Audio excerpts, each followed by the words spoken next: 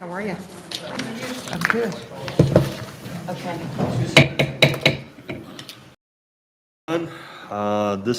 This recessed session, Board of Commissioners for Wednesday, December 21st, 2022 is hereby called to order.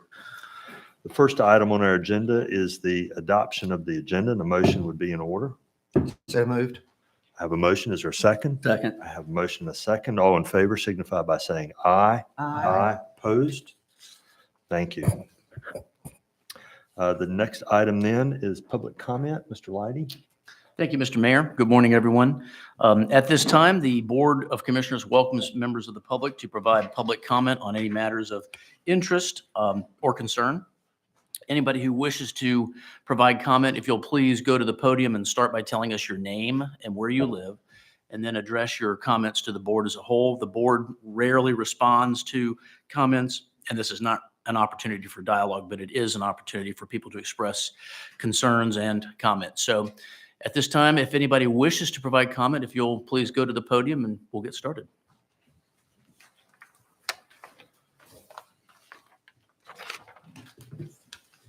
Good morning, Mayor and Commissioners. John Harris representing the Regalo Foundation. I respectfully request that the town of Nags Head send a letter to Deputy Director Strong of North Carolina State Parks and Secretary Reed retracting or rescinding the letter of October 20th sent by the town, which was based on some erroneous information. I thank you for your service and wish you all Merry Christmas and Happy Holidays. Thank you. Thank you. Thank you, Mr. Harris. Anybody else? Is there anyone else that wishes to provide comment? Are you here for public comment? If you are, Mr. Harrell, this is your opportunity. Okay. All right. If there's nobody else who wishes to provide public comment, we will close the public comment session at this time. All right. Thank you. The next item on our agenda is the consent agenda, which you have before you. And a motion would be in order. So moved. I have a Second. motion and a second. All in favor signify by saying aye. Aye. Opposed? Thank you. That brings us to old business items tabled from previous meetings, which is a discussion of the proposed museum at Jockey's Ridge State Park. You have that, a summary of that item in your packet that was prepared in part by Town Manager Garman. Andy, do you have anything to add to that at this time? Not at this time. Okay, thank you. During our last several meetings, we've heard passionate appeals from citizens seeking to protect Jockey's Ridge State Park from what they feel will be adverse development, and from citizens seeking to honor Francis Regalo and his contributions to the science of flight. These are both worthy causes. As for any position the town might ultimately take on a museum or any other development, our land use plan recognizes Jockey's Ridge State Park as a special natural resource where management is needed to protect the natural, cultural, recreational, and scenic features. Conservation that focuses on minimal development is paramount. I believe we would follow the guidance of our land use plan but in his letter to Mr. Harris dated October 28th, Mr. Dwayne Patterson, the director for North Carolina State Parks, wrote, "The department does not support proceeding with a lease of property to the foundation or construction of a museum at Jockey's Ridge. The Secretary is concerned about the size and scope of the proposed museum and its effect on both the natural landscape and the limited acreage available in the vicinity of the Visitor Center for recreational and other uses by the park. This reads as definitive to me," and these are my remarks, "this reads as definitive to me, and there's no further action for this board to consider." That said, the board did register concerns in a letter dated October 20th, which, based on their subsequent comments to this board, some of the Regalo Foundation members and supporters read as reproaching them. I've known many of those folks, John Harris, Sandra Allen, Susie Walters in particular, for a long time. They are above reproach, and I do not believe the board thinks that they have done or intend any wrong. And I open the floor to any comments that commissioners wish to add. Commissioner Brinkley. I appreciate you reading the letter, and I do agree with the comments that you've offered. I've known John Harris and Susie Walters for a long time, not so much Miss Allen. In the letter John Harris sent to us earlier this week or last week, he asked the board to support the museum, and I fully support the Regala Museum, and I encourage others to do research on it, and if they feel the need, to support it as well. I wish them luck in being able to build a museum, because I think it's a good story to tell and about their background.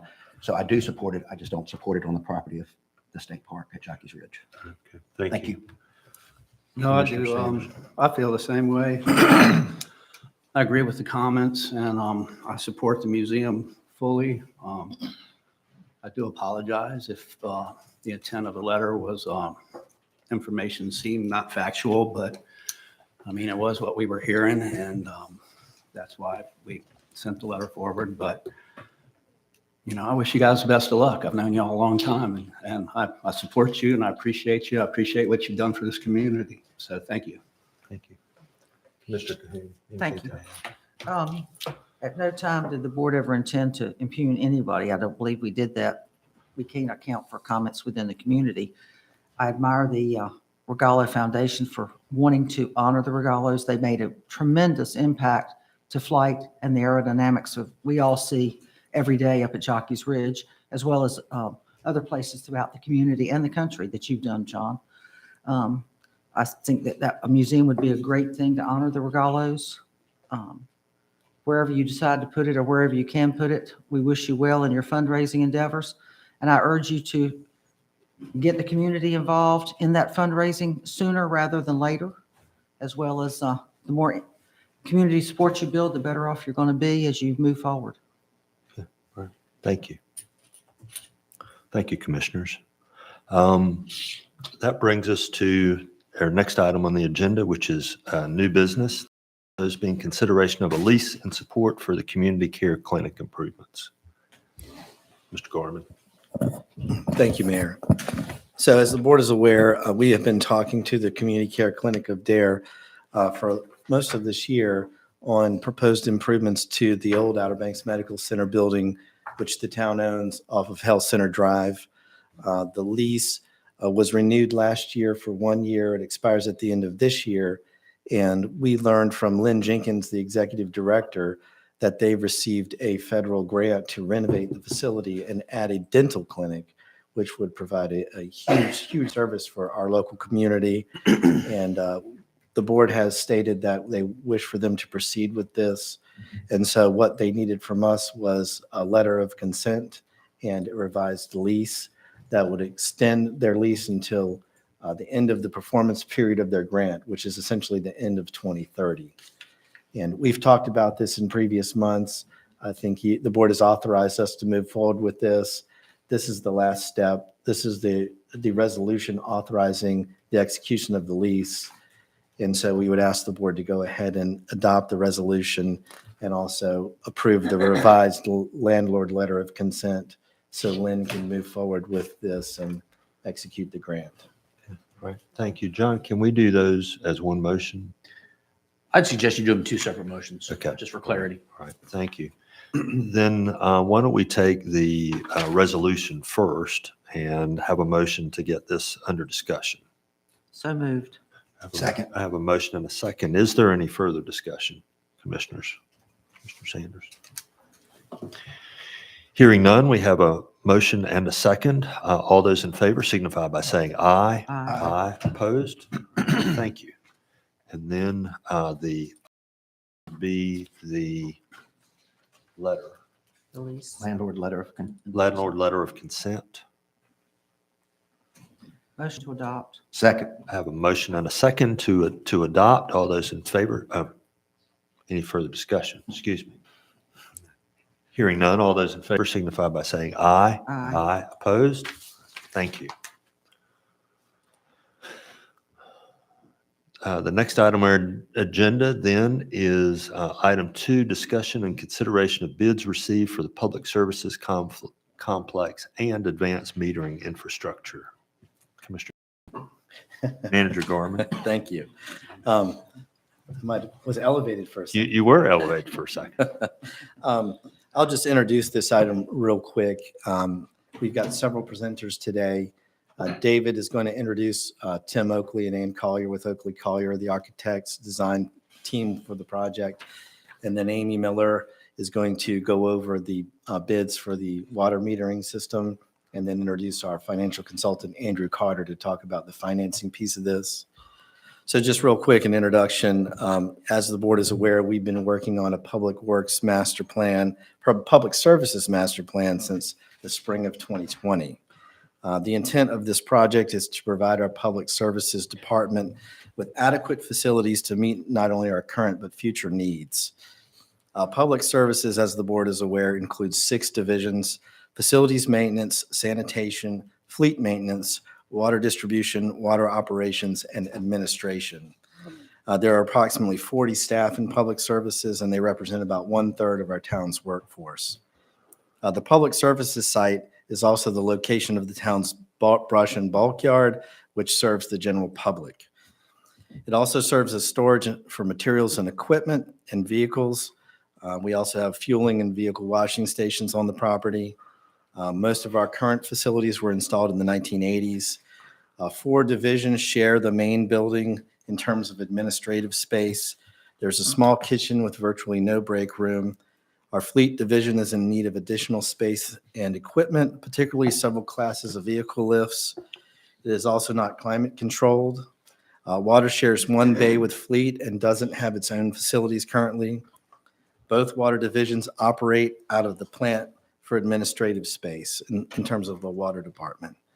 Restrooms, storage, lockers, and workspaces are currently inadequate. There's no indoor storage for vehicles, particularly our sanitation vehicles and heavy equipment. These are some of our most expensive capital items, and this affects their longevity, which has become cost burdensome for the town.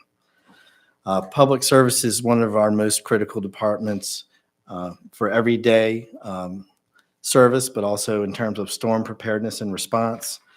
Currently, there are no facilities available for them to operate pre, during, and post-storm.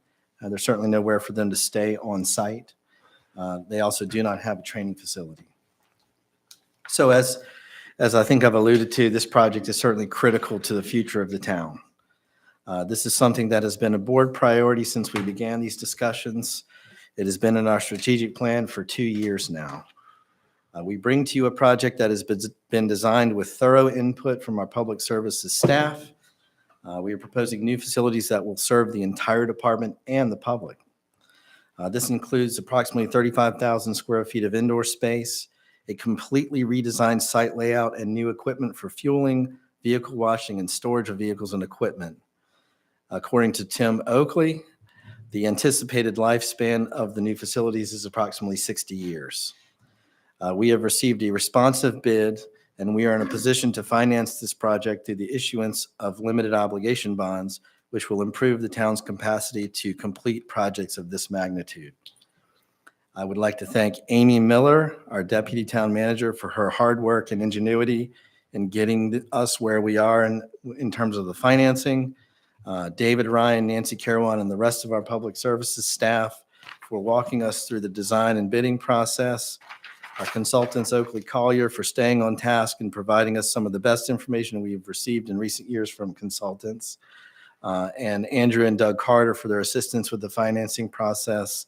They're certainly experts in this, and we're in good hands with them. It's been a great team effort and a learning process for us all, and we look forward to the discussion. So with that, David, if you could go ahead and introduce Tim and Ann. Yes, good morning, Mayor and the Commissioners. I wanted to go ahead and expand on the town manager's comments about the process itself. What is being presented today represents a culmination of about a year's worth of rigorous work for all those involved. When we originally interviewed the project team of Oakley Collier, we asked them how they felt about working with aggressive timelines, and their response was, "Bring it on. We welcome that." And that's what we thrive on. And they've really proven that through this entire process. They have been extremely adaptive. They've been responsive. They've communicated well. and they've been able to manage this all under a really high-pressure timeline. One of the things that they mentioned in their interview is their relationships with contractors and how those relationships are able to bring more contractors to the table, as well as how that could be realized with bid pricing.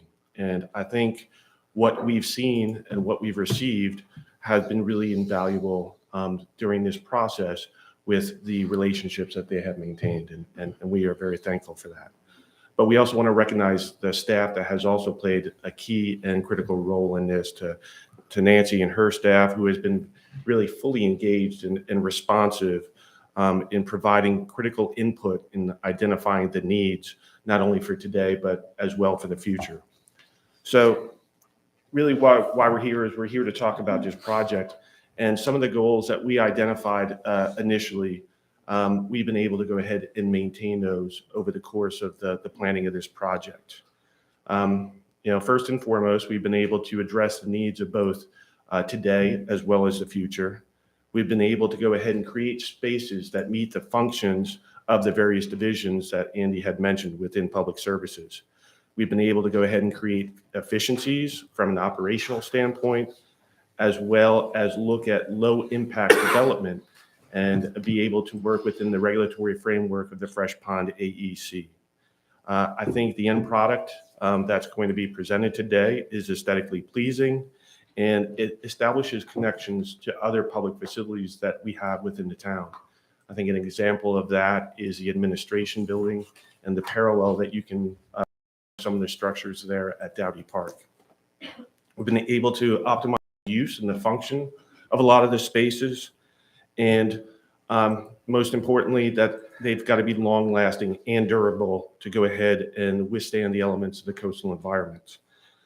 We've also introduced green elements into the design to include permeable pavement systems, as well as photovoltaic systems, otherwise known as solar panels, and go ahead and put in the base infrastructure for electric vehicles and part in planning for the future.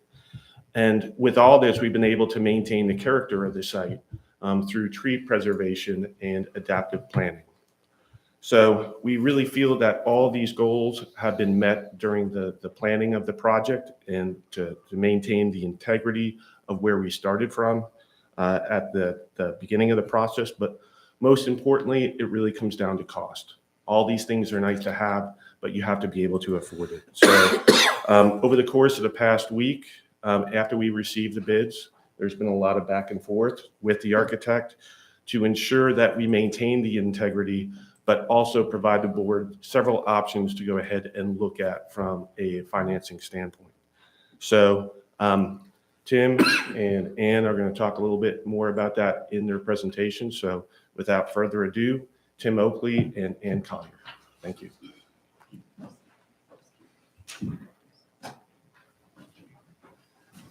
Good morning, Mr. Mayor, Commissioners. Thank you, David. I guess I need to put something in your stocking for Christmas. We're here this morning to go over the project bids we received last week, and just bring you up to speed on all the elements of the project as David was talking about. We did have 5 bidders that responded to our bid opening, and the low bidder, the parent low bidder, was A.R. Chesson. And I think you guys are familiar with Chesson. We have a number of ongoing projects with them in the area. Their bid was very, very responsive, and obviously the lowest responsive bid. Our total building square footage, and this is inclusive of the mezzanine areas of the building. There's 3 separate mezzanines in the buildings. It's 39,468 square feet. We bid the project with 2 deductive alternates. So these numbers are in the bid. The 14,494 are inclusive of the fleet maintenance air conditioning and the photovoltaic systems for the project. We also, within our bid, contain a certain amount of allowances for the project, $212,500. We've highlighted the items that are there. What that really means is, if we encounter certain areas of undercut or bad soils, we've created a lot of money to correct that without having to come back to the board or have additional costs to the project. Same thing with design contingency. Part of the structure is a pre-engineered metal building.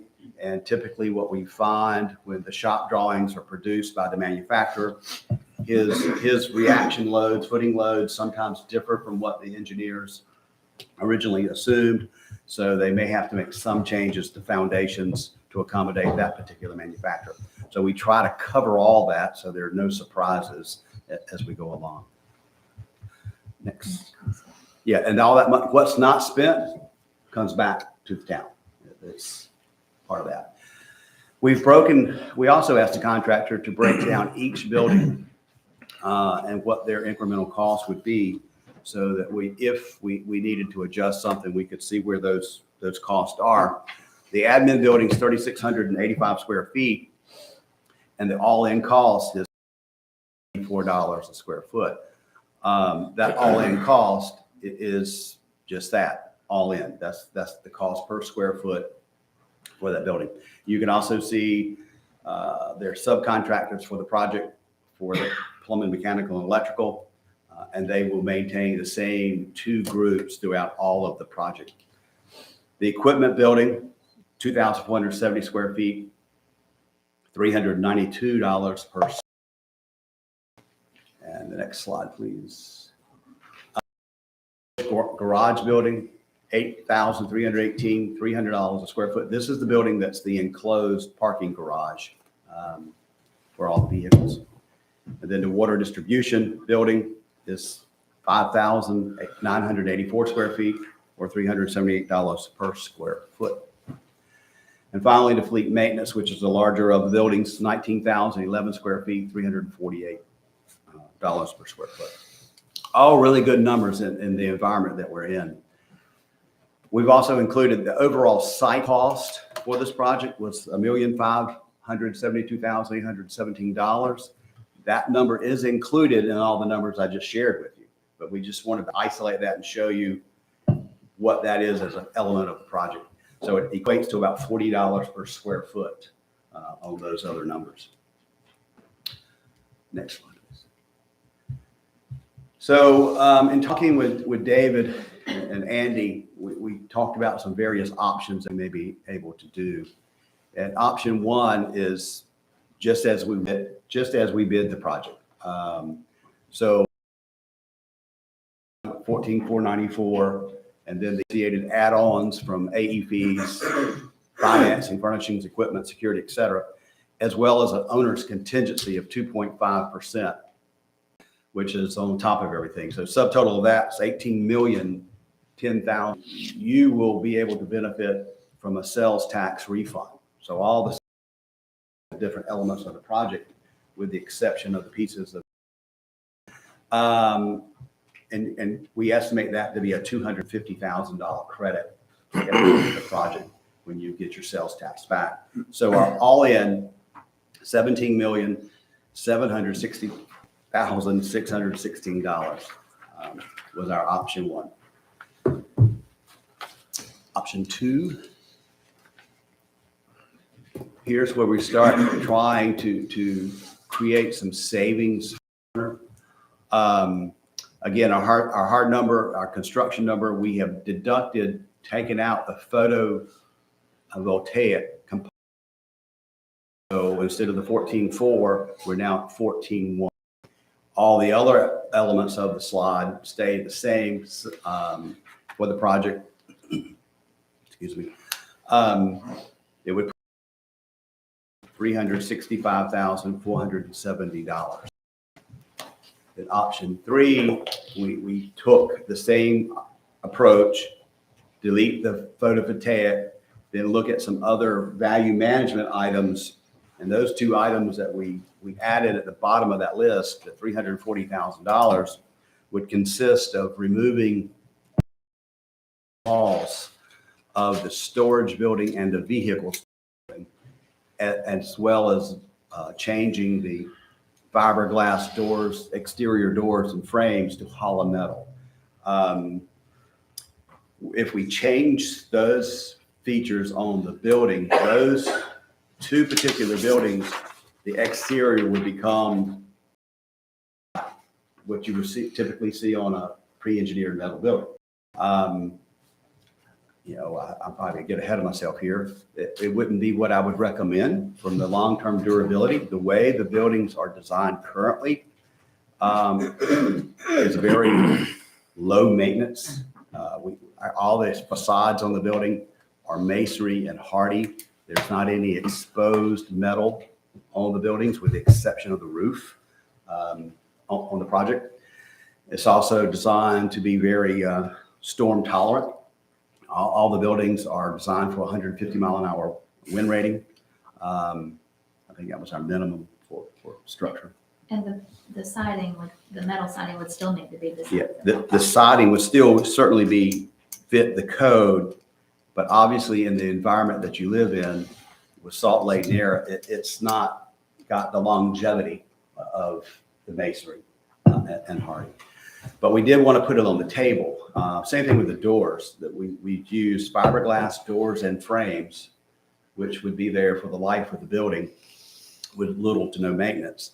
And we'd go back, if we took this alternate, to a hollow metal door and frame, which requires painting, maintenance, and eventual replacement as well.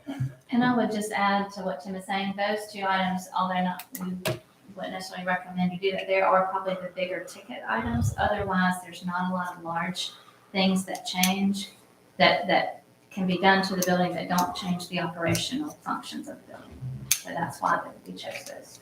Yeah, that's a good point. That a lot of effort by staff, as the town staff, has gone into the project and zeroing in on what they needed currently and for the future, as well as looking at the longevity factor. Our experience with most municipal projects, it's difficult enough to ever get to this point where you're willing to spend the money for the new facility.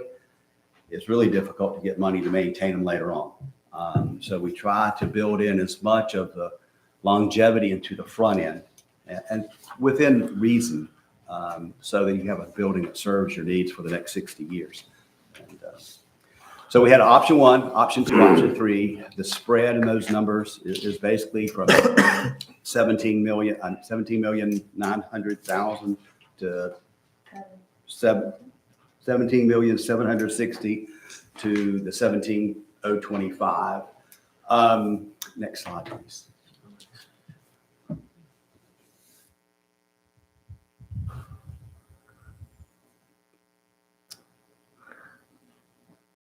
Oh, maybe you ask, how did we get to where we are here? About a year ago, Ann and I met with you, and we discussed a project that was going to be 34,000 square feet. And we presented you a budget of $15,078,231. And in the concept phase, if you will, for all of the various exercises of interviews and meetings. Subsequently, I think it was the desire of the board to enclose the vehicle storage building, and photovoltaic electrical system, VAC, to the fleet maintenance bay. And we added mezzanine storage to 3 buildings. And we've also had that very fun time in this current construction market of experiencing about a 20% increase in construction materials. So we fast forward to December 22nd of 22, and the hard bid from the project results in a bid of $17,760,000 dollars. Sorry, not square feet. We also, if you look at the narrative below, we went from 34,000 square feet to a 39,468 square feet, and that is inclusive of the mezzanines in the building. We've created a hardened structure with the masonry exterior walls. We enclosed the vehicle storage, added the photovoltaic as well as HVAC and the mezzanines. And these mezzanines are, you may be familiar with other buildings where they're just some 2x4s and a plywood floor. These are designed to carry 100 pounds per square foot, and they have a permanent steel stair to these mezzanines. So these are very much usable space within your building. And certainly, they are located in the water operations building, the storage facility building, and the fleet maintenance building, are the three buildings. We also looked at the photovoltaic systems, and our consultant looking at the roof designs, we located them on the administrative building, the fleet maintenance building, and water distribution. We designed it for a net zero energy consumption. As you look at the payback schedule, it breaks down administration building is year 15, fleet maintenance 14, water distribution 17. I think that goes through an itemization of all of the different years and paybacks. And they ran that out 30 years. So it becomes, after you cross those break-even years, if you will, where it's actually making money in the overall scheme of things. How they lay out on the roof, the upper left-hand corner is the roof of the admin building. If you recall, that building is designed with a single slope in the rear. So those panels would be facing the service yard and the refuge area on the back of the building.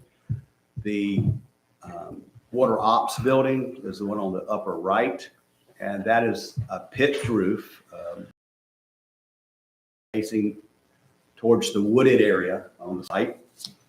And of course, the longer building is the maintenance facility.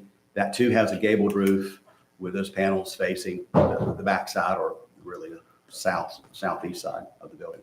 So as you approach these buildings, you really don't see them. You would have to walk around to the back sides of these facilities to see the panels themselves. We'd love to answer any questions you might have. Thank you. I can't really argue with any of the decisions that, the direction the staff gave and your response. Appreciate what all of you have done in the design process here. And I certainly appreciate your numbers and what's going on in the market. I deal with that every day as you do. I do have a few questions. The contingency at this point is only about 2.5%. How comfortable are you with that? And how did you come to a relatively low number for contingency? We typically on new projects, we'll use 3%. And because of the other contingencies we had put into the project, we felt that the 2.5% was more than adequate. And of course, I'm standing in a public forum on a microphone being recorded. Historically, changes in a project for us are not generated by a design. They're generated by owners deciding to change their mind about something. Yes. I think staff has done a great job of kind of shaking out all of the things that they needed to happen in this facility. So we feel very comfortable with the contingency as we've stated. How comprehensive was your geotechnical? And you have some contingency for additional undercut, but was there any undercut prescribed in the documents? There was some undercut prescribed, and it's primarily around the water distribution facility. There was a couple of borings that noted some materials that indicated we may need to undercut greater areas, but it was not as precise as we would like it to be. So we included in our contingency number an additional allowance for gravel fill of a couple of feet. And in talking with a geotechnical, we may, when we go out there, and I've discussed this with David before we start construction, go out to that particular area with a backhoe. And we think it may be an old tree stump that they were encountering, and we just shift the building over a few feet to avoid it. But we didn't want to go into the bid without some level of protection. And so we put those numbers in there. And by recollection, I believe we included about 250 yards of trench excavation for soils, and I think 1,000 down the yards for yards. open, Okay. so kind of the building pad areas, Mhm. and then another amount for the gravel, and I'm not remembering offhand what that was. but- Okay. All right. Okay. On the solar panels, if the building has a 60-year life and the payback is 15 on the panels, then that's pretty good because you're potentially looking at 45 years of free power. But how long will the solar panels last? They ran the model 30 years. Okay. and So they there's a included- replacement sort of halfway through the building They, life. they included within that modeling a yearly maintenance Okay. of the panels. They never actually stated would the panels go 60 years, but they certainly ran it out to the 30. So Okay. I would, given the environment we're in, I think a 30-year life expectancy would be a great in this particular example. And we can certainly revisit our consultant to ask that question. Will they go 60 years? And the yearly maintenance ran from $200 to about $400, depending on the size of the building. Okay. So it was pretty minimal for that as Right. well. Okay. And last question for now. Would this building qualify for the sustainable design tax credit that could be assigned to the design team? Yes. Okay. All right. Yeah, it's the solar credits actually, in this particular case, the photovoltaic side, you as a municipality are able to take that That one. credit. Okay. Okay. And if we deleted the solar panels, obviously that credit would go away, but would the sustainable design tax credit remain intact if the panels went away? At some level. Okay. It's minimal. Not the same rate per square foot, but at some level. So just so everybody knows, if a building is designed to a higher level of sustainability and energy conservation, then you're eligible for a federal tax credit on a purpose. And as a municipality, as a unit of government, that can accrue to us. And so with our permission, it can accrue to the design team, and then they can divide it between their engineers and themselves according to, in whatever kind of a arrangement that they have, depending on, what systems conserve the energy and all that. So those are all the questions that I have. Commissioner Cahoon? Mine was about the solar panels and the ROI. And at the end of 30 years, we'd have to replace them all, obviously, based on what we know now, basically, which would, I would assume so, yes, ma'am. which would, with inflation, that 400,000 is going to increase a lot too. It is. I guess energy costs would also go up. So it's probably on the basis of what you can do, it's like a 15-year payback, 15 years free, then replace them at a much higher rate, but save energy at a higher rate. And it's probably another 15-year payback and then another 15 years. I mean, there's probably those are making up numbers, but And when you look at the ROI, the printout, I think at the end of the 30-year cycle, you would have accumulated $400,000 or $500,000 in addition to free electricity, you're selling back to the grid. So, and I'm not an expert on this particular phase of it, but looking at the spreadsheets, it looks like it creates money by the end of the cycle. That's more than pays for itself, pays for electricity, and creates a fund. Which I would suggest if we do that, go that route, that it goes into a fund to pay for yes, the next round, not just back into the general fund. yes, I mean, that way there's no argument 30 years from now about how we're going to pay for it. yes. I mean, I'd rather see it put into a fund like we do with facility fees kind of thing. Yeah, that's a good thought. Commissioner Brinkley. It was interesting to hear what he said about the solar panels, at the end of the cycle. I certainly agree with Commissioner Cahoon about putting that into a fund Right. so you can use for your replacements. Back when y'all came to us in January, you showed that slide up there a minute ago for what you estimated and where we're at in December. Shows me just how good of a job you guys have done, other staff for their work. Question, maybe one or two questions. The fueling station car wash station, you had it $625,000. The current location of the tanks, they remain the same? No, sir. All of that's relocated. Okay. And we could probably zoom in on that site if we wanted to try to show that. And there may be a color slide in there too. That's all new. They're relocating components of what you have now, but in the new fueling station, the fueling station and the washout area are together. And there's a covered roof that covers all that up. By code, we have to cover the wash area. We can't have an open drain just to the elements. So it becomes a true fueling station with a covered roof and all the infrastructure that's there.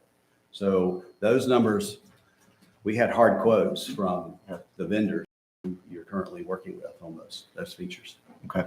And then just comment, I certainly would hope that we stay with the fiberglass doors and trim and not try to save money on going with hollow doors. And the HVAC system for fleet maintenance, having been in there when in the middle of July, how those guys are working. Yeah, I mean, it's what we have out there is so outdated, and this has been needed for a long time. I think we can afford to put air conditioning in there.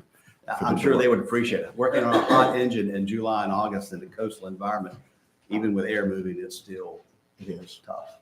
Thank you for your time. Sir, thank you.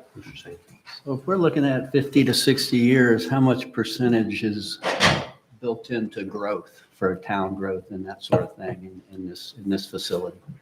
In all our interviews with the town, we've asked them to project out for the 15, 20 years out to see where we're going. And you also are looking at, the physical limitations of land and development area within Nags, right? Yep. So we feel like the building as designed, the capabilities that are in the building will meet your needs long beyond the 15 to 20 years out from now. There are extra office spaces in the design, in the admin space, as well as the other areas of the building. And we have some areas that we can grow within those spaces. Okay. That's all I had. Okay. Thank you. Appreciate that. I trust y'all are going to remain available through, we're going to have, I guess, a financial presentation on this topic as well. And we may end up circling back. I have one more piece if you don't mind. Sure. No? Should the board elect to move forward with the project, our counterpart, Frankie Joyner, is our construction administrator. And Frankie had a lot of vision and foresight. He bought property down here and bought a house. So I think he's thinking he's going to stay a long time here. So, but you would see a lot of Frankie going forward. As long as Great. he bought Nags Head, he's fine. Thank you very much. If you're in your packet, there was a letter from Oakley Collier, and we've shown you some alternatives here, but their recommendation was to accept the base bid as is. And with the return on investment on the photovoltaics, to accept that as well. And help me recall, so what we need to do today is adopt a not to exceed, well, one, we need to adopt a not to exceed figure. Am I correct that if we change our minds about something, if we accept the bid as it was taken without any deducts today, and we adopt a not to exceed limit, we can spend less than that not to exceed limit? And you don't have to accept the bid today. We were talking about doing that at your January meeting. Right. So today, we're just coming up with a number to put in Okay. the public hearing notice, Yes. which would be a not to exceed amount for the financing. And at the end of the Carter's presentation, we've got a slide which shows you what we would suggest. Yes. And that's based on the full bid. You decide to deduct from that, we can just come up with that. Okay. Okay. Understood. One thing I wanted to add to that, if you were not going to accept the bid today, what we would ask is permission to move forward with shop drawings. That exposure is $27,000. So we just wanted to get the contractor moving along so we could go ahead and progress with our schedule. Okay. All right. All right, Thank you. And I understand where you are in that process, that for these folks, the manufacturers and suppliers who have to detail certain components, that's time sensitive and it takes, we don't want we don't want waiting for shop drawings to be holding us up when we're ready to start. So you said it was 27,000? Yeah. So I see head nodding, Commissioner Brinkley, Commissioner Sanders. Yes. Then the board would say, let's proceed with the shop drawings. Okay. Thank you. All right. Do we want to discuss, what kind of bid we want to accept before we hear the financial presentation? It's up to you, really. I mean, the Okay. financial presentation is going to include a little bit more information about how to pay for this. But Okay. It Okay. just really depends on how you feel about it. Well, let me just ask, I need to start on this side. Commissioner Brinkley, I heard your thoughts about some of that, but what would you? Just the base bid. Okay, the base bid, At as least it to was. get us to the public hearing. And we may hear input at public hearing that we want to consider, but at least go with the base bid, in my opinion. Okay. Commissioner Sanders? Yeah, I agree. That sounds good. Yeah. Okay. Commissioner Cahoon? I'm fine with that. And I also want to hear what the Carters have to say too. Sure, Yeah, certainly. Yes, absolutely. I do as well. I do as well. So it sounds like we're inclined to accept the bid as taken without any of the deducts and then proceed with putting that financing together. Okay, very good. Well, Amy's going to go over the water meter bids we received briefly, and then we're going to transition to the Carters at that. Okay, excellent. Thank you. Good morning, Mayor and Commissioners. Thank you for your support and letting us put out a bid for the AMI meters, which is advanced metering infrastructure for our water meters. We talked about this at our board retreat in November. So we did a quick turnaround, and after the board authorized us to do an RFP for the water meters, we put that bid out for 3 weeks. And again, as we talked about at the retreat, it doesn't obligate us to accept any bids. It's just to gather information to position ourselves to make a decision. We received 4 bids. It was bid under the technology statute in the state of North Carolina, which doesn't obligate us to select the lowest qualified bidder. It allows us to select the bidder based on a combination of price and innovation, which would include the design and operation and maintenance of the system. However, we received 4 bids, and based on the bids we received, staff did recommend the lowest bidder. Again, taking into consideration the innovation and the design and the operation of the meters. And that is Consolidated Pipe. Their bid came in at $1,650,495. And you can see there's kind of quite a gap between the lowest bidder and the highest bidder. We would recommend a 10% contingency on that, sort of like, we have a contingency with the public services complex. And that brings us to a little bit over 1.8 million. Now that bid from Consolidated Pipe is good through March 31st. And I think that's important because as y'all recall, we do have some grants out there with DEQ for the water meters, both just for the project as a whole, which again, we probably will not get, but also in a combination with the Vista Colony grant, which has a higher chance of getting approved. Since we are proposing to do the water lines there, they'll allow us to add the meter onto that grant. So that would pay for a portion, which is approximately $200,000. So if we did get that grant, we would simply just pay our debt down. We would just pay ourselves back. And,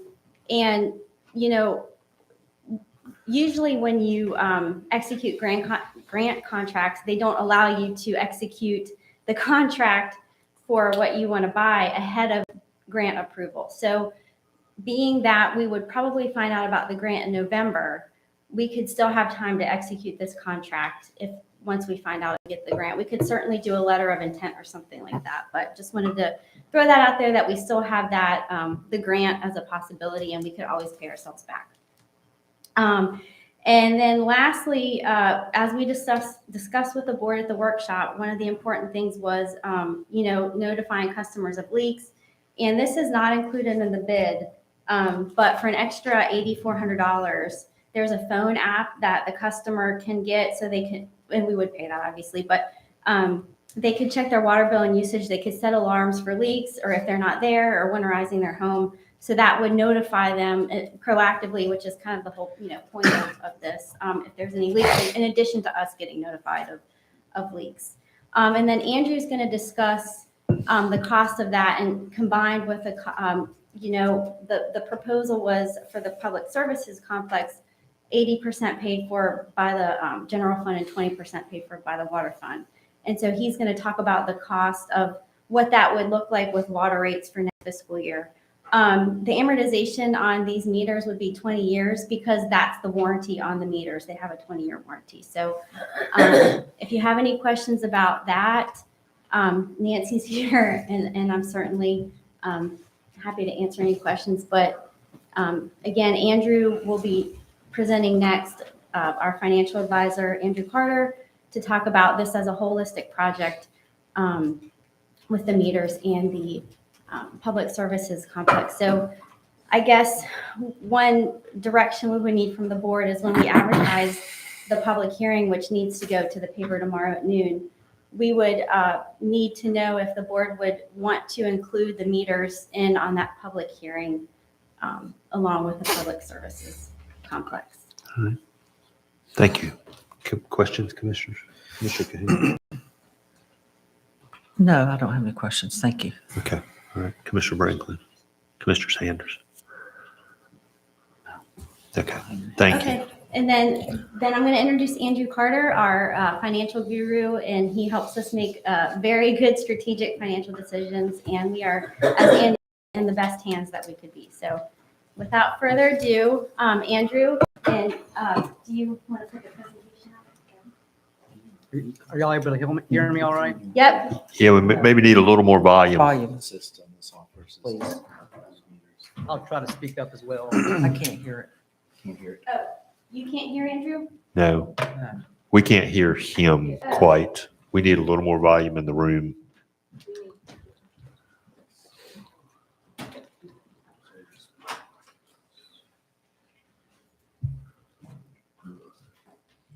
Is better? Not yet.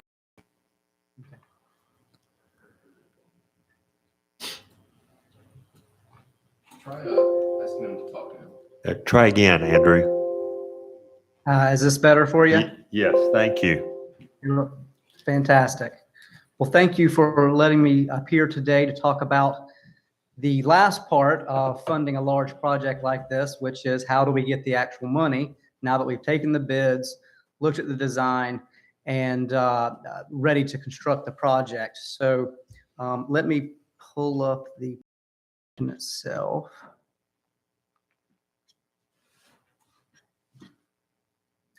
Hopefully y'all are able to see this. Yes. Fantastic.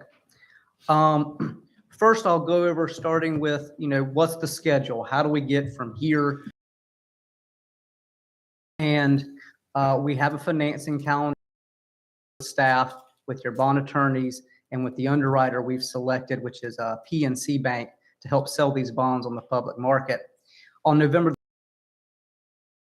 and professionals met with the local and had our first kickoff meeting, laid of the deal, what was coming down the pipeline for them, and received the thumbs up and green light to continue along for the project. So we pre-application meeting with the local government commission. Of course, bids were taken last week on December the 14th, and we've been working this past week or so to look at the numbers, possibly value engineer any of them, and they were presented to you just a few minutes ago.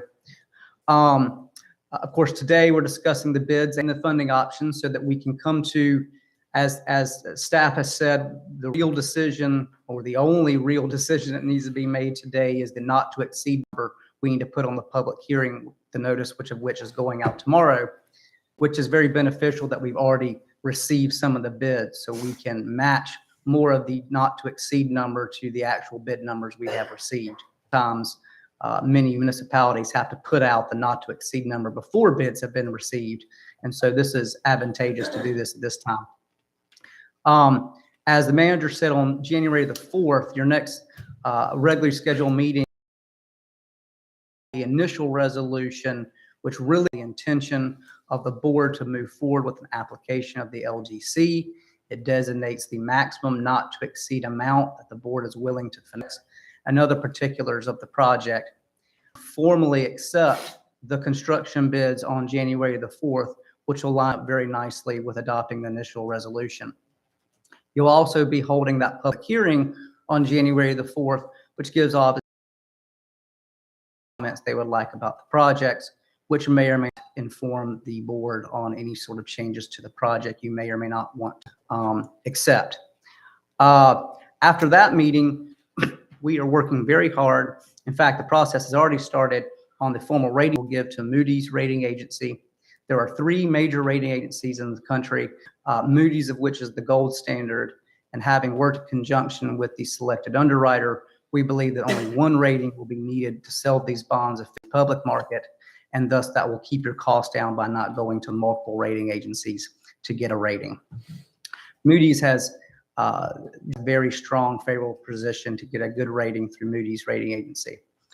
We should know that rating by the beginning of February before we send out what's called a statement to the public market with all the details of the sale and how the public may invest in your public works project. On February the 1st is where your next meeting, you will adopt the approving resolution. This is the final action the board will take, which will wrap up all the particulars of the deal, just everything in place by that time. And then we wait for the February the 7th LGC approval, which gives the formal go-ahead for us to enter bonds. That's going to occur on February the 15th. That's the day of which investors will buy bonds, and we start creating the project fund, of which you will then use to construct the project. And we close approximately 2 weeks later on March 1st or 2nd. That's a Wednesday or Thursday, and you will have access to the funds to be able to pay invoices for the beginning of the project, or to pay yourself back for any design fees or other fees that may have already been spent, including this little bit of money, I believe the $27,000. So you'll be able to reimburse yourself for those expenditures as well. So this is the major calendar and highlight for the focused on. Staff has a few more other here, but the board really has its 2 major items on January the 4th, where we accept the construction and give the go-ahead to move forward with the LGC in a formal fashion. First, where the board will wrap everything up and give it to move forward to the sale. So there's 2 more decision points the board has to make final decisions. Any questions on the calendar? Commissioner Cahoon.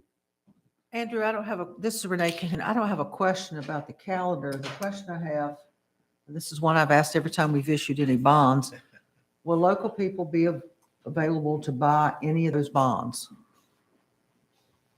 Great question. And this question does come up every once in a while in a number of our clients.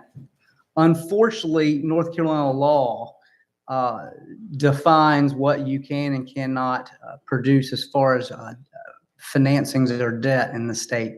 Real good mechanisms in order to offer bonds directly to the citizens of the town. Of course, any investor has the ability to buy the bonds on the public market when they go out, and especially on the secondary market after the primary sale on February 15th, they could work with their investment advisors to buy. Not a very good way of doing that. And in fact, to my knowledge, although there are mechanisms, I don't believe it's ever actually been used in North Carolina, and trotting a path that no others have trotted down. And so there's just, under North Carolina law, there's just not a real easy way of offering bonds to local citizens. Thank you. I wish there were, this question is asked a lot and it'd be very nice, but unfortunately, there's just not an easy mechanism. Thank you, Andrew. Any other questions? Question, Commissioner Brinkley, Commissioner Sanders. No, no, sir. Okay. Thank you. No questions at this point, Andrew. Thank you. Fantastic. So we bring up this slide every methods of getting financing in the market. There's public offering of bonds, which is what we're talking about here, where we go out and get investors to actually invest in your project. This can often be the lowest interest cost.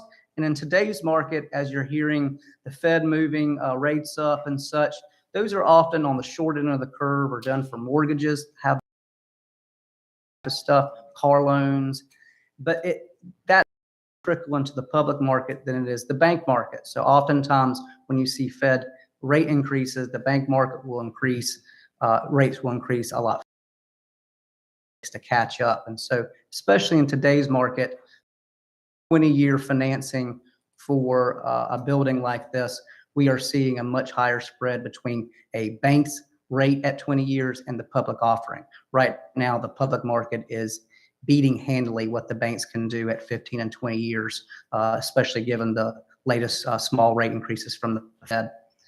So although there'll be a little bit more what we would call cost of issuance cost, you will come out much cheaper on the back end due to the interest rate over the total life of the bond. So, but we consistently kind of keep our finger on the pulse of this, but we're coming to the point where we kind of have to make a formal decision. And given where rates are today, your public offering is by far your best offer. In fact, in some of the numbers that we just had PNC run here in the last few days, given some of the recent scales, we were looking at an all-in 20-year rate. But right now, with some cushion and conservatism in the numbers, you're all-in 20-year rate of about a 370, which is much better than what we could get on the bank rate. So any questions on that? No, thank you. Thank you.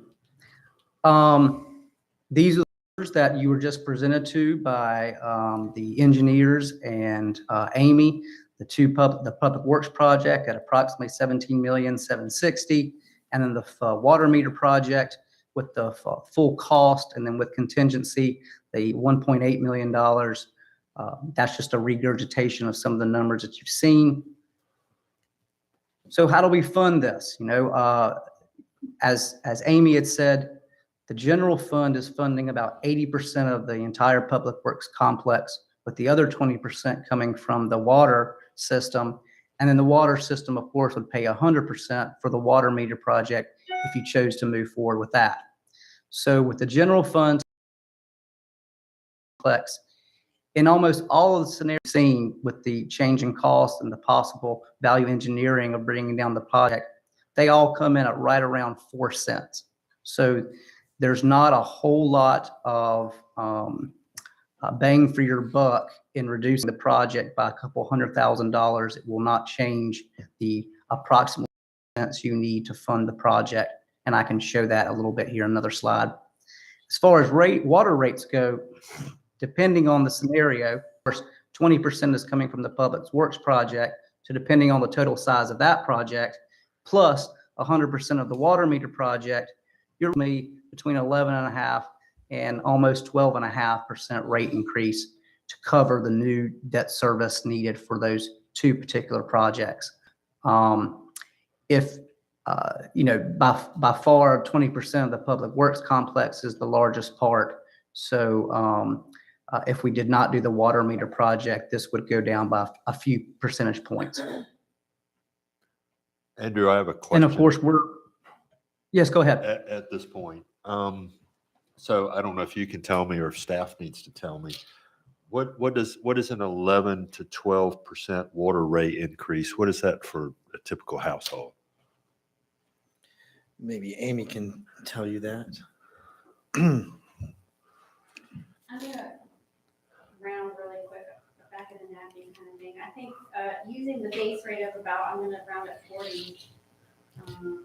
Amy needs to get to the microphone. Yeah, she will. Yeah.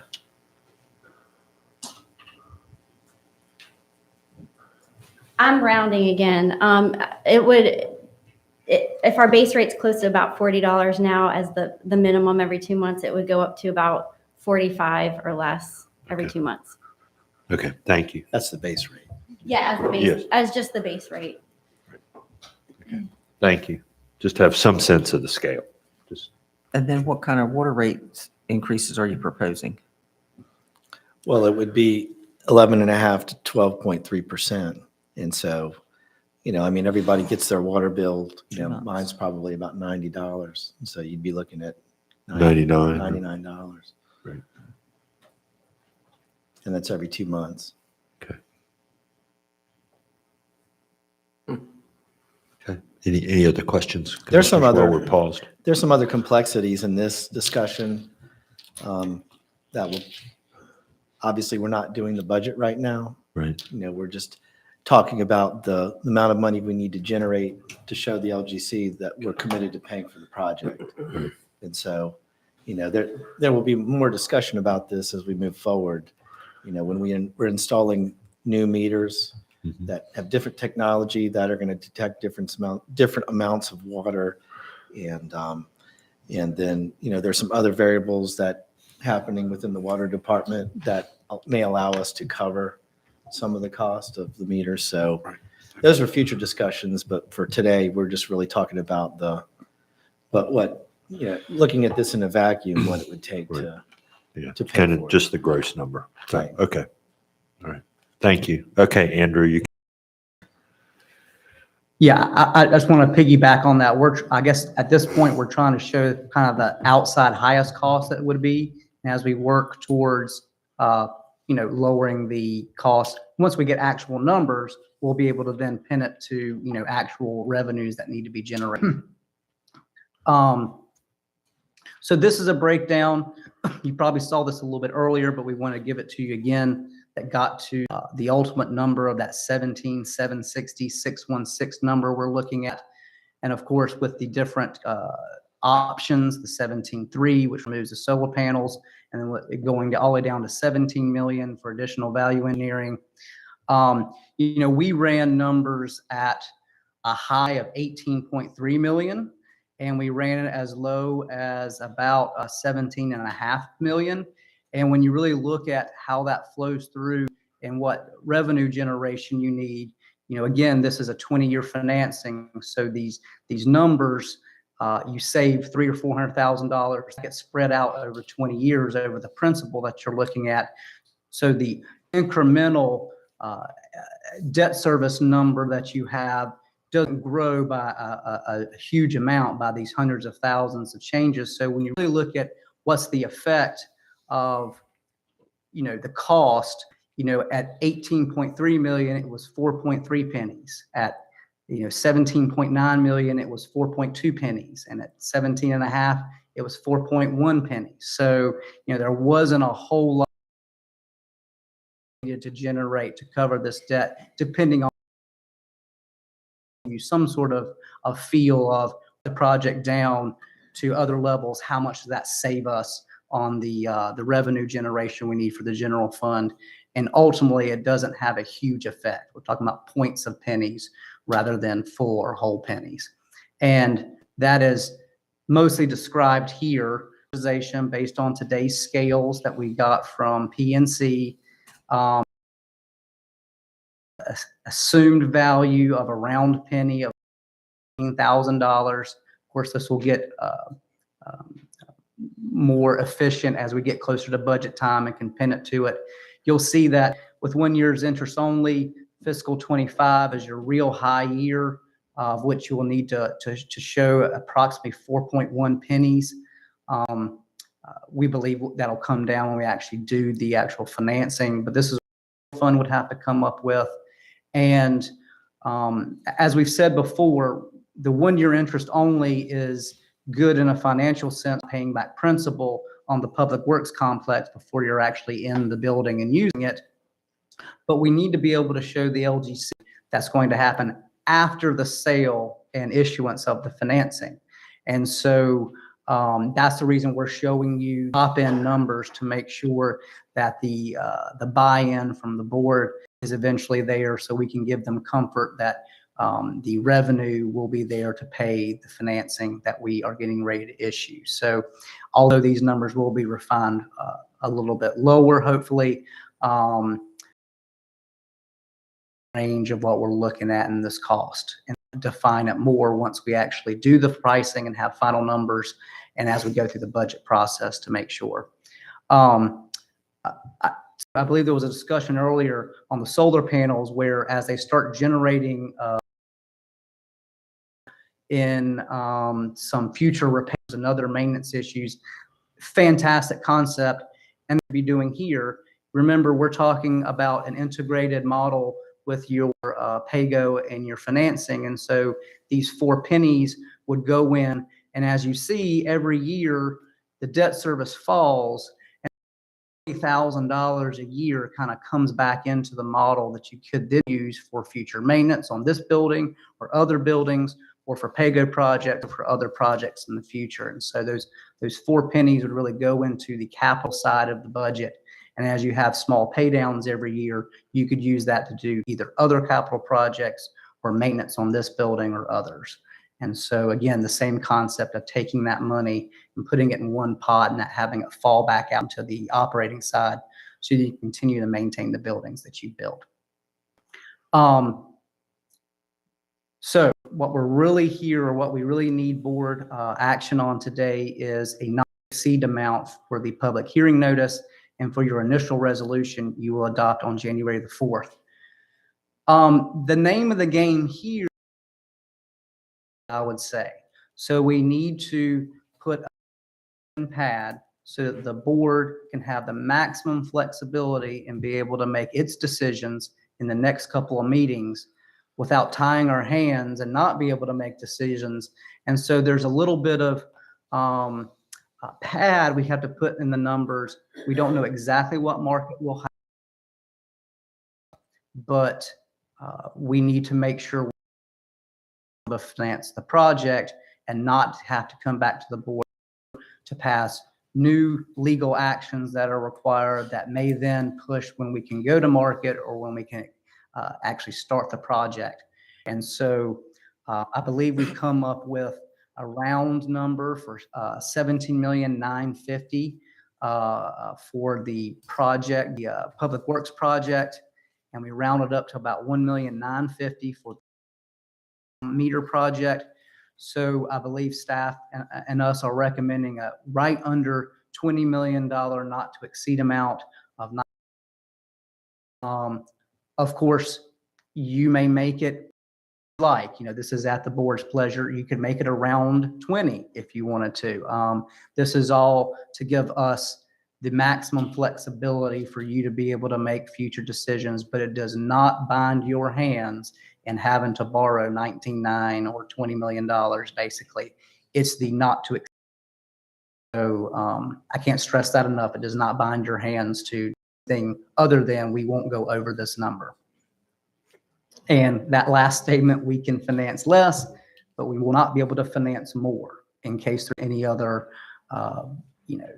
bid discussions in further meetings. So now is kind of the time to put that maximum number in, and that will drive us to the end of the financing. Any questions on all this?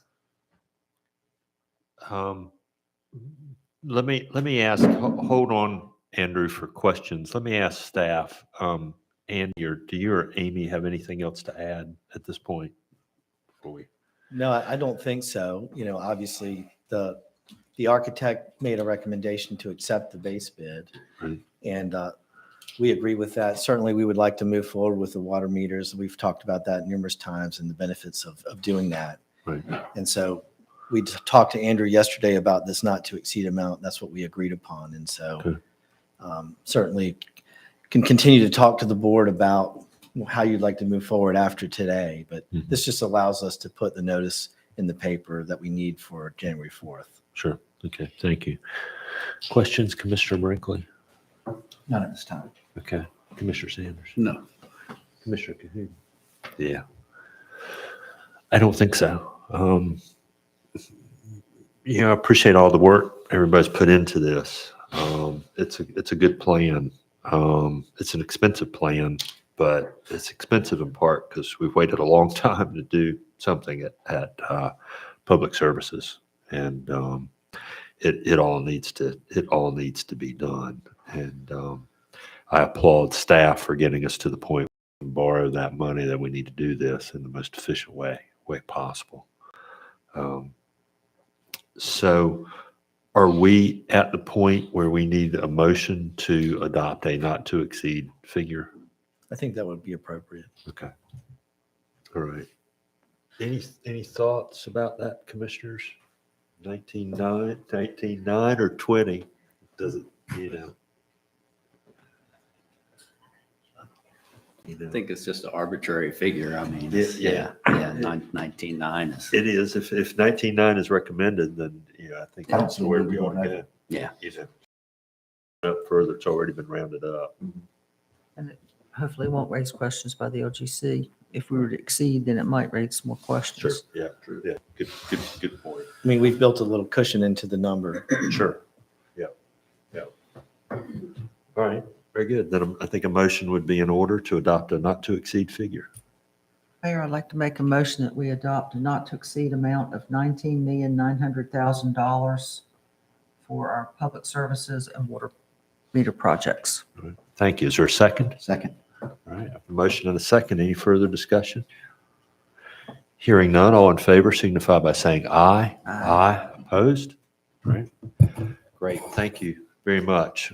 Before we move on, yes, Commissioner King. When we come back in January, could we have, since Mayor Pro Tem Sears is not here, I'm sure he'll have some questions. Could we have availability to be able to answer those questions at the next meeting? Yes. Andy. Certainly. Yes. Okay. Yes. Yes, we will do that. Thank you. That's a good thought there. Commissioner Brinkley, any other questions for anybody we've heard from today? The architects, the Not now. water department, anybody? No, Mayor, thank you. Okay. All right, great. Then that brings us to items referred to. Mr. Whitey? Thank you. Oh, Mr. Andrew, I think we can let. Thank you so much for having me here today. Any questions if you have any? do. Thank you very much. Thank Merry you. Christmas. Mr. Whitey? Thank you, Mr. Mayor. I simply want to wish you and the Board of Commissioners and all the town staff a very happy holiday, Merry Christmas, and I look forward to continuing to work with you all into 2023. Very good. Like your tie, by the way. Christmas. I promised to wear a Christmas tie for this meeting since I didn't wear one at the last meeting. Okay. All right. Very good. Thank you. Appreciate that. Items referred to in presentations from the town manager. Andy? Okay. I'm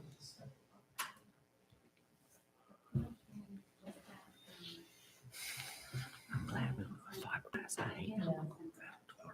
I just, they're just, Oh, they'd be rusted in a year. I know, they do it. Terrible. Not at all. Been there, done that. No, it's bad. Yes. Oh, it's still working.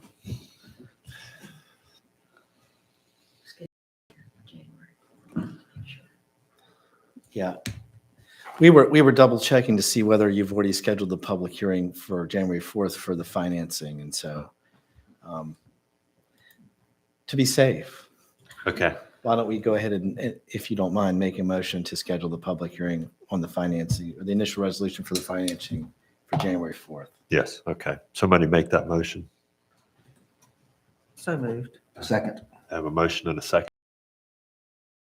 Yeah, what that was for, Carolyn, right? Hearing none, all in favor signify by saying aye. Aye. Opposed? All right. Thank you. Thank you for catching that. Anything else, Andy? I don't have anything else. I just want to thank the board for all the support this year and wish everyone a happy holidays and we can all get some time to relax with our families. So, and best wishes to staff as well. And we've certainly heard a lot of feedback from staff about appreciation from the board for the support you've provided. And we had a very good townwide staff meeting last week and several of you that were there and they appreciated that. And I think things are going really well. So thank you. Great. Thank you very much. Board of Commissioners agenda. I'll start with Commissioner Cahoon. The pedestrian committee had a meeting about sometime early last week, I believe. It's moving along. David has been greatly instrumental in working with us on that, and we had great discussion about criteria for pathways and so forth. A lot of questions about why you can put a pathway here and not a pathway there. But it's moving along. We'll meet again in January, I believe, and we'll have some of our final numbers to pare down as well. All right, very good. And the only other thing I have is, thanks for the hard work this year. Everybody's done a great job, Andy, all the staff. And I wish everybody a very Merry Christmas. Very good. Thank you. Commissioner Brinkley. Thank you. Just to piggyback on what Commissioner Cahoon said, wish staff a very Merry Christmas, Happy New Year to you, Andy, as well. And thank staff for a great year. I think we've done a lot of good things and look forward to 2023 and continuing that. Thank you. Commissioner Sanders. Well, the Estuarine Shoreline Management Plan is coming to a close. We had our last meeting, and it's pretty amazing looking at the erosion just on the sound side. And they've come up with some really good ideas and some really good plans, and it's really exciting. So hopefully we'll have a report on that at the beginning of the year. Good. And I'd like to thank staff too for all their hard work and wish them a Merry Christmas as well. Thank you. Thank you all. I'll add to that appreciation to staff. This has been a really great board. And we've asked staff to do a lot over the last couple of years, and staff has really stepped up to the plate and done that. And things are going really well in the town. I think there's a very positive feeling in the town of Nags Head. I would add to that appreciation the work of Oakley Collier. Excellent work on one of our biggest projects, the biggest project that we've ever done. And appreciate your professional expertise and what you've brought to the table. Appreciate really the way that whole process was managed and staff's input on that, David's work on that. It's going to be a great product, and it's going to be something the town is really going to be proud of very much.